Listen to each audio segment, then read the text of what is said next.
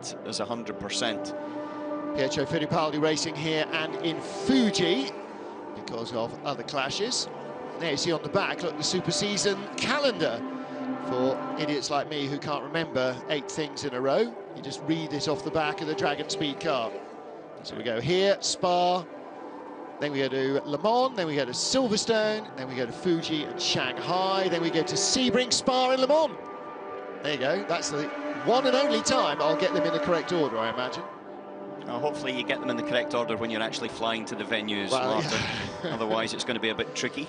Don't. But, my travel arrangements are legion and many. For Rebellion Racing, you can see the red and black bodywork.